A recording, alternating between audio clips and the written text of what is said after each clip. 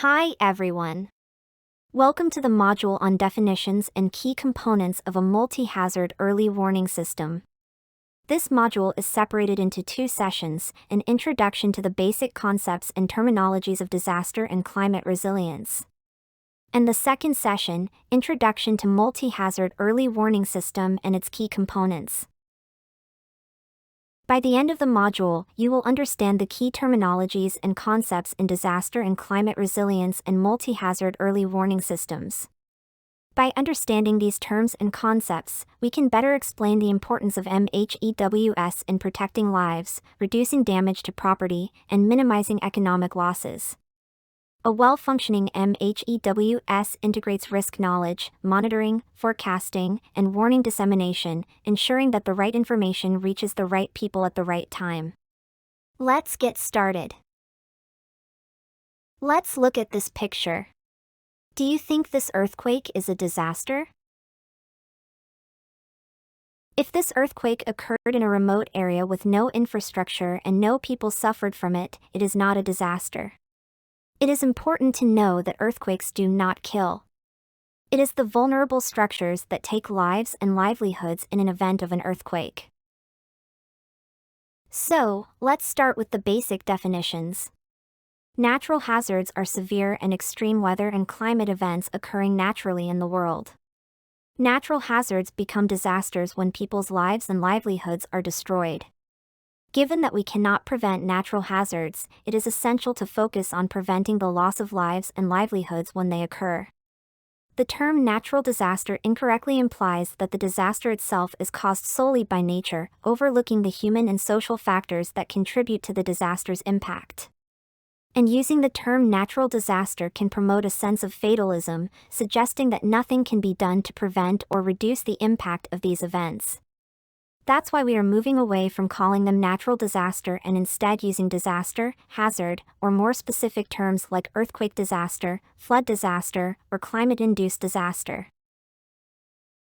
To understand disaster risk, we need to look at three key components: hazard, vulnerability, and exposure. Hazard refers to a dangerous phenomenon, such as an earthquake, flood, cyclone, or drought, which has the potential to cause harm. Vulnerability represents the susceptibility of individuals, communities, and systems to the impact of hazards. It includes various factors such as physical, social, economic, and environmental conditions and the coping and adaptive capacities of those affected. Exposure involves the presence of people, structures, agricultural areas, businesses, and assets in locations that could be adversely affected by a hazard. When a hazard interacts with vulnerable and exposed elements, disaster risk emerges. This diagram illustrates how these components overlap and interact to form the overall disaster risk. By understanding these concepts, we can better assess risks and implement strategies to reduce vulnerability, limit exposure, and ultimately minimize the impact of hazards. We can also say disaster risk is the potential loss of life, injury, or destroyed or damaged assets that could occur to a system, society, or community in a specific period of time, determined probabilistically as a function of hazard, exposure, vulnerability, and capacity. And here is the function of disaster risk. The additional element is capacity. Capacity is sometimes described as the opposite of vulnerability, but this overlooks the fact that even poor and vulnerable people have capacities. Indeed, the starting point for capacity development is the existing knowledge, strengths, attributes, and resources individuals, organizations, or society has. So, disaster risk can be seen as a function where higher hazards, exposure, and vulnerability increase the risk, while greater capacity reduces it. In the next few slides, we will look at the detail of each component of disaster risk. A hazard is defined as any process, phenomenon, or human activity that may cause loss of life, injury, or other health impacts, as well as property damage, social and economic disruption, or environmental degradation. Hazards can be categorized into three types. Natural hazards are primarily associated with natural processes and phenomena, such as earthquakes, floods, or hurricanes. Anthropogenic hazards or human-induced hazards are primarily caused by human activities and decisions, such as industrial accidents or pollution. Socio-natural hazards are a combination of natural and human factors. For example, environmental degradation or climate change can exacerbate natural hazards, creating more complex scenarios. We will look in more detail of the different types of hazards in the next session. Exposure refers to the presence of people, property, infrastructure, systems, or other elements in areas that could be adversely affected by hazards. These elements are located in hazard zones and are subject to potential losses when a hazard occurs. For instance, a city built on a floodplain, like the one shown in the image, is exposed to the risk of flooding. Vulnerability refers to the conditions determined by physical, social, economic, and environmental factors or processes that increase the susceptibility of individuals, communities, assets, or systems to the impacts of hazards. Social vulnerability refers to the negative impacts on communities from external stresses, such as natural disasters or human-induced changes. Factors like age, income, and education can increase susceptibility to harm. For example, low-income communities often have less access to healthcare. Economic vulnerability refers to the susceptibility of an economy, whether at the individual, community, or national level, to damage and loss during a disaster. It depends on the economy's ability to absorb shocks and recover.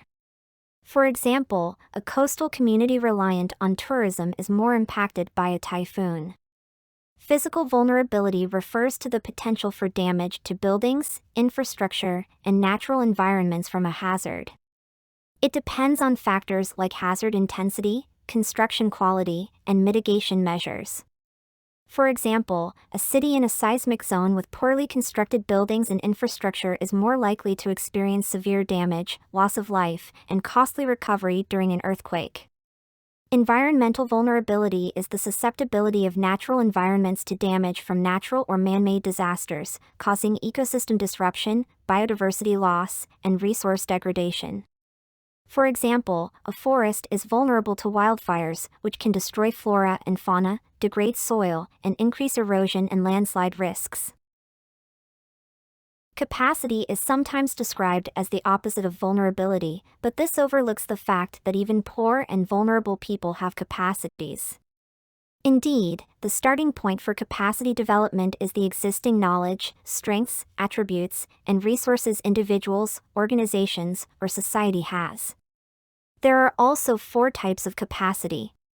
Social capacity, such as education, enhances preparedness by raising awareness of disaster risks and impacts. For economic capacity, insurance is a great example.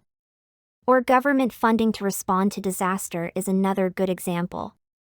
Physical capacity includes buildings designed to withstand earthquakes using proper codes, and infrastructure systems like water, electricity, and transportation that are built to endure disasters and maintain or quickly restore services.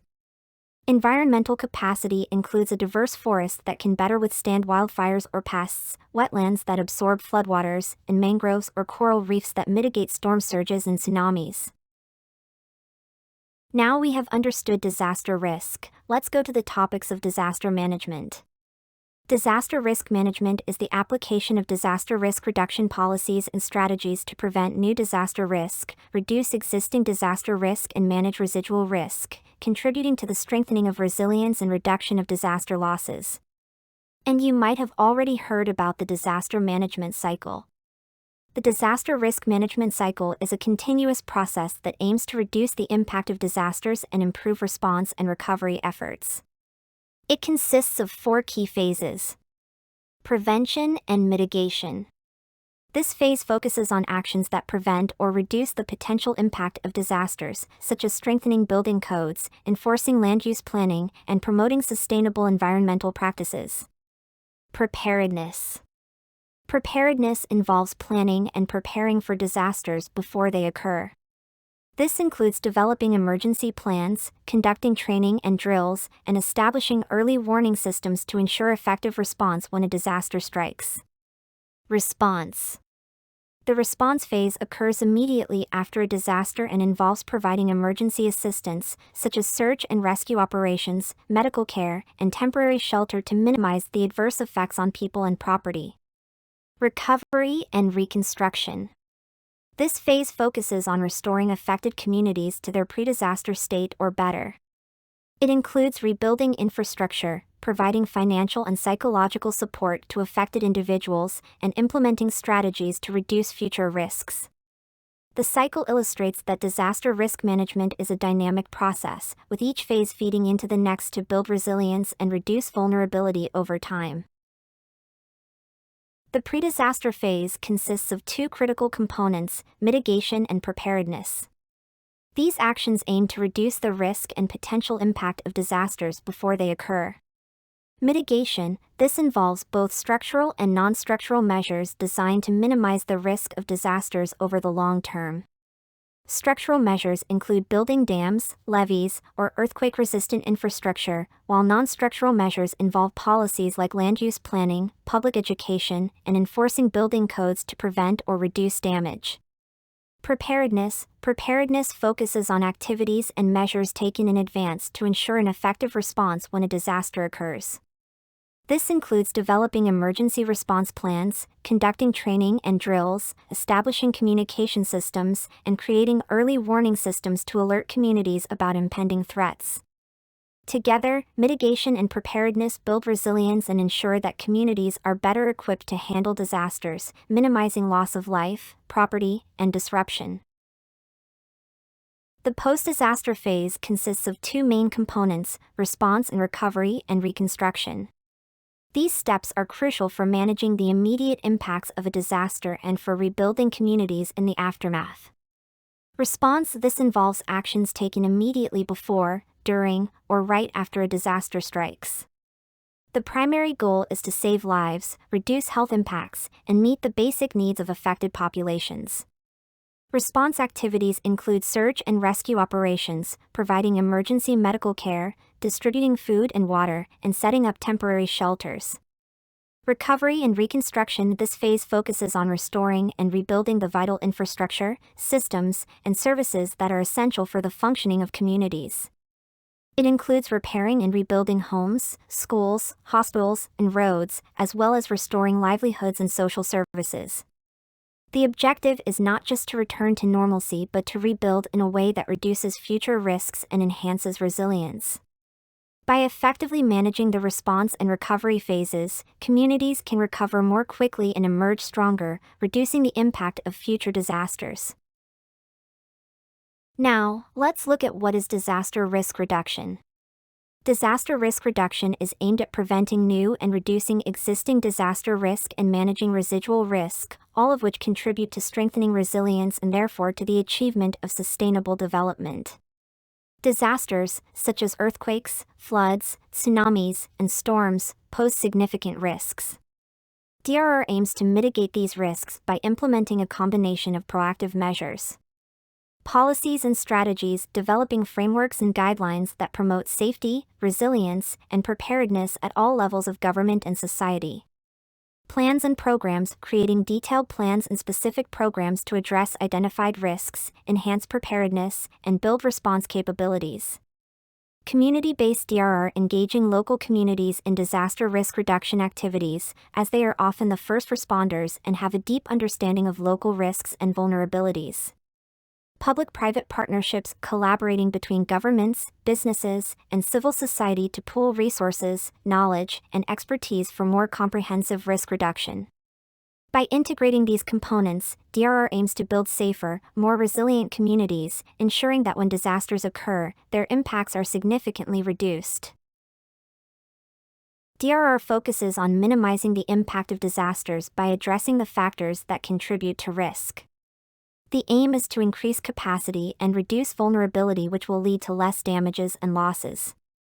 By building the capacity of communities, governments, and institutions, we enhance their ability to prepare for, respond to, and recover from disasters. This includes improving skills, resources, infrastructure, and systems to effectively manage risks. At the same time, strengthening capacity directly reduces vulnerability. Vulnerability is decreased when communities are better prepared, have stronger infrastructure, and are more informed about the risks they face. The goal of DRR is to create resilient communities that can withstand and recover quickly from disasters, ultimately leading to safer, more sustainable environments. Another commonly key concept is disaster resilience. Disaster resilience is the ability of individuals, communities, organizations, or countries to anticipate, prepare for, respond to, and recover from disasters while minimizing the impact on lives, property, and well-being. Resilience involves not just bouncing back to the pre-disaster state but also bouncing forward, improving systems, infrastructure, and social networks to better withstand future hazards. This means developing capacities to absorb shocks, adapt to changing conditions, and rapidly recover from disruptions. Here, we can see the relationship between disaster risk reduction and disaster management within the broader framework of disaster risk management.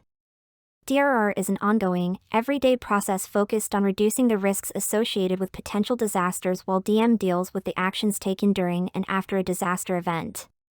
Both DRR and DM are critical components of disaster risk management, working together to achieve sustainable development.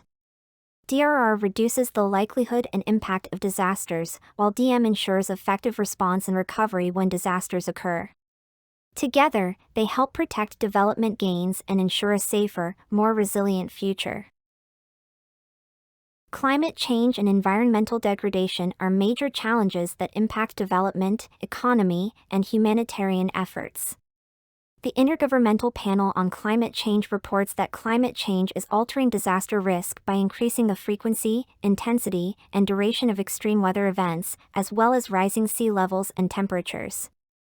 Climate change also heightens societal vulnerabilities, affecting water availability, agriculture, and ecosystems, which may slow economic growth, reduce food security, and exacerbate poverty, especially in developing countries.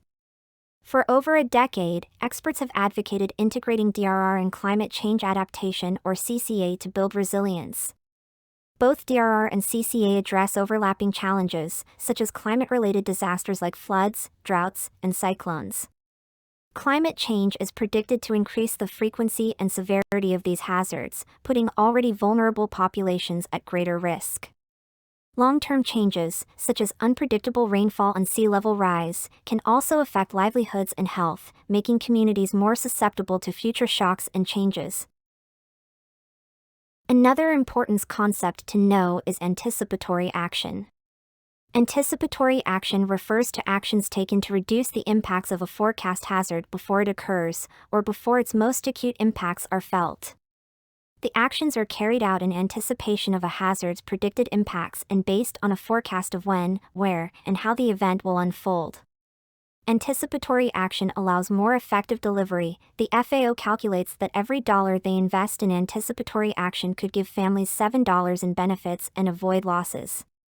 Some examples of anticipatory action include evacuation of local communities before a typhoon and distribution of supply before a storm hits. And a critical component of DRM is an effective early warning system. That is an integrated system of hazard monitoring, forecasting and prediction, disaster risk assessment, communication and preparedness activities, systems and processes that enables individuals, communities, governments, businesses, and others to take timely action to reduce disaster risks in advance of hazardous events. In later modules and sessions, we will discuss the details of the key components of an early warning system. We have covered some of the basic concepts and terminology of disaster and climate resilience. Now, let's go to the basic concept and terminologies of a multi-hazard early warning system. We will start with the different types of hazards that can be addressed using multi-hazard early warning systems. These hazards are categorized into 5 main types. Hydrometeorological hazards. These include weather-related events like typhoons, hurricanes, floods, droughts, heat waves, and cold spells. MHEWS help predict these events and provide timely warnings to minimize impacts. Biological hazards. These involve threats from bacteria, viruses, or parasites, as well as venomous wildlife, insects, and poisonous plants. Examples include disease outbreaks, mosquito-borne illnesses, and other health risks. Environmental hazards. These hazards arise from changes or degradation in the environment, such as soil degradation, deforestation, loss of biodiversity, and sea level rise. MHEWS can monitor environmental changes and help communities adapt to these risks. Geological or geophysical hazards. These include natural events like earthquakes, volcanic eruptions, landslides, rockslides, and surface collapses. MHEWS can provide advance alerts for certain geological hazards, helping people to evacuate or take preventive actions. Technological hazards. These are human-made risks, such as industrial pollution, nuclear radiation, toxic waste, dam failures, transport accidents, factory explosions, fires, and chemical spills. MHEWS can play a crucial role in identifying and managing technological hazards. By understanding these various types of hazards, we can better appreciate the importance of MHEWS in providing timely warnings and protecting lives, property, and the environment. And to understand the potential level of harm caused by a hazard, we have to look at the following characteristics. Magnitude of the hazard. This is the size or scale of a hazard event, such as the strength of an earthquake or the amount of rainfall during a flood, significantly influences the potential damage it can cause. Frequency of hazard or recurrence. Sometimes, we call it the return period. This refers to how often a hazard occurs. Hazards with a high frequency may lead to increased cumulative impacts over time, while those with a low frequency but high severity can cause significant damage in a single event. Intensity at the impact point is the level of force or energy exerted by the hazard at the point of impact affects the extent of damage. For example, the wind speed of a cyclone or the lava flow rate of a volcanic eruption will dictate the intensity of destruction in affected areas. Duration is the length of time a hazard event lasts can also determine its level of harm.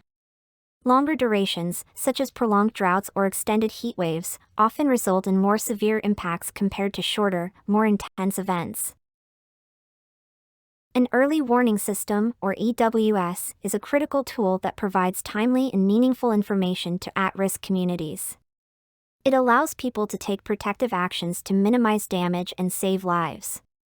The system comprises several components: understanding the risk, monitoring and forecasting, effective communication and dissemination, and ensuring communities have the capacity to respond. A multi-hazard early warning system, or MHEWS, is an integrated system that provides timely and effective information to communities and individuals who face various hazards. This information comes through identified institutions and helps people take timely actions to reduce disaster risks. The core purpose of MHEWS is to protect lives, livelihoods, and property by offering advance warnings for different types of hazards, whether natural or human-made.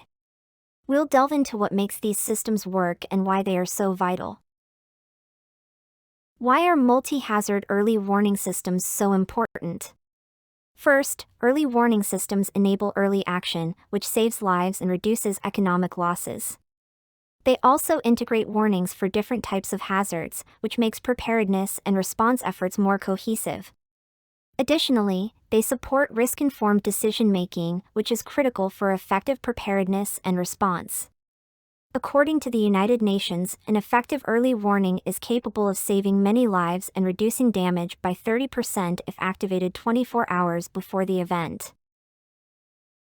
We need to understand the difference between alerting, warning, and MHEWS. Alerting involves notifying people about a potential hazard or event. It is a basic step in communicating a risk but needs to include detailed information or instructions on what actions to take. For example, an alert may inform people of an approaching storm but may need to provide specific guidance on how to prepare or respond. A warning is a more comprehensive communication that informs about a hazard and provides instructions on actions to protect life and property. However, a warning alone is not an entire early warning system. MHEWS involves much more than just issuing warnings. MHEWS is a coordinated and comprehensive approach encompassing risk knowledge, monitoring, forecasting, communication, and the ability to respond. It integrates multiple types of hazards and ensures that all elements work together to provide timely, actionable information to at-risk populations. MHEWS is designed to cover a broader range of hazards and ensure a more effective response than alerts or warnings alone. The 4 key elements of MHEWS. Disaster risk knowledge based on the systematic collection of data and disaster risk assessments. Detection, monitoring, analysis, and forecasting of the hazards and possible consequences. Dissemination and communication, by an official source, of authoritative, timely, accurate, and actionable warnings and associated information on the likelihood and impact. Preparedness at all levels to respond to the warnings received. Under the Early Warning System for All initiative of the United Nations, UN agencies and international organizations are leading the efforts in each of the key elements. Disaster risk knowledge and management is led by UNDRR. Detection, observation, monitoring, analysis, and forecasting is led by WMO. Warning dissemination and communication is led by ITU. Preparedness and response capabilities is led by IFRC. The first component, risk knowledge, involves understanding the risk landscape by identifying hazards, assessing vulnerabilities, and analyzing exposure. This component helps us determine who or what is at risk and to what extent. Tools like risk maps and data collection methods are crucial for this process. Accurate and up-to-date risk knowledge forms the foundation of an effective early warning system. The second component, monitoring and warning services, focuses on the continuous observation of hazard indicators, such as weather patterns, seismic activity, or flood levels. This involves developing accurate prediction models and real-time data collection and analysis. The goal here is to ensure that warnings are accurate and timely, allowing communities to take early actions to protect themselves. The third component, dissemination and communication, is about ensuring that warnings reach everyone who needs them. This involves using multiple communication channels, such as SMS, radio, TV, and social media, to make sure the message is clear, accurate, and accessible. It's also about developing networks within communities to ensure that even the most vulnerable groups are reached and understand the message. The fourth component is response capability. This component ensures that communities know how to respond when a warning is issued. It involves community preparedness programs, training for responders and community members, and the development of contingency plans, such as evacuation routes. Building this capability requires education, practice, and engagement at all levels to ensure that everyone knows what to do when a warning is issued. To ensure the success of a multi-hazard early warning system, there are several key technical and social institutional factors to consider. Starting with the technical factors. Predictability. This refers to the ability to predict or forecast the impact of a hazard, including its magnitude, location, and timing. Detectability. The capacity to confirm that the predicted impacts are actually going to occur. Certainty. This is about the level of confidence we have in our predictions and detections. Lead time, the duration between prediction or detection and the actual impact of the hazard. More lead time allows for better preparation and response. Duration of impact, the period between the beginning and the end of the impacts, during which warning information can be disseminated effectively. Scientific dissemination, the use of reliable networks and institutions to share scientific information about the hazard. Moving to the social and institutional factors. Local dissemination, ensuring that warning messages are effectively communicated at the local level. Access and receivability and understanding, making sure that communities can receive the warnings and understand the messages clearly. Validation of the warning, confirming that the warnings are accurate and reliable. Trust and faith in the early warning system, building and maintaining trust in the system among communities and stakeholders. Taking appropriate action/response, encouraging timely and appropriate responses to warnings. Warning for people with special needs and diversity, ensuring that warnings are inclusive, catering to people with special needs and diverse groups. Feedback, collecting feedback to assess the impacts and effectiveness of the warnings. Ownership of the early warning system, promoting a sense of ownership among local communities and stakeholders to sustain the system.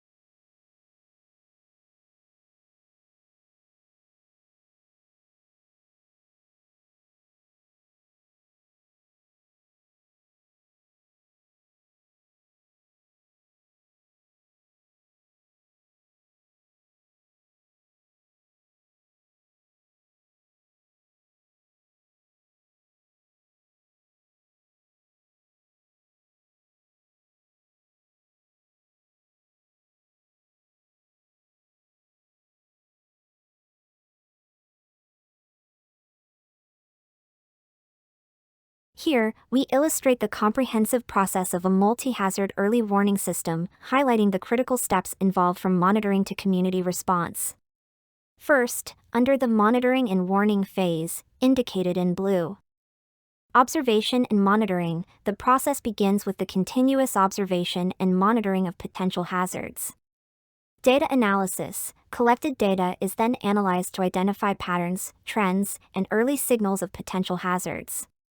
Prediction. Based on the analyzed data, predictions are made regarding the possible occurrence of the hazard. Risk assessment. Alongside prediction, a risk assessment is conducted to evaluate the potential impact on communities and infrastructure. Potential impact assessment. This step integrates both prediction and risk assessment to estimate the potential impact on the affected areas. Next is the dissemination and communication phase, in green. Warning formulation. An appropriate warning is formulated based on the impact assessment, ensuring clarity and accuracy. Preparation of response options. Once the warning is formulated, response options are prepared to ensure that at-risk communities are ready to take necessary actions. Dissemination to at-risk communities. The formulated warnings and response options are disseminated to the communities that might be affected, ensuring they receive the information in a timely and understandable manner. Lastly, we move to the community response phase, in black. Community response. At-risk communities take action based on the warnings and response options provided. This response is critical to minimizing the impact of the hazard and ensuring safety. Supporting these phases are two additional elements. Risk knowledge, in red encompassing risk assessment and potential impact assessment to build a comprehensive understanding of risks. Response capability, in purple representing the community's ability to respond effectively based on the information and warnings provided. Implementing a multi-hazard early warning system is not without its challenges. Limited resources and technical capacities can hinder the development and maintenance of these systems. Coordination among multiple stakeholders, such as governments, communities, and international organizations, can also be complex. Furthermore, reaching marginalized and vulnerable populations, ensuring data accuracy, and overcoming communication barriers remain significant challenges. To enhance multi-hazard early warning systems, several strategies can be employed. Building local capacities through training and fostering partnerships is essential.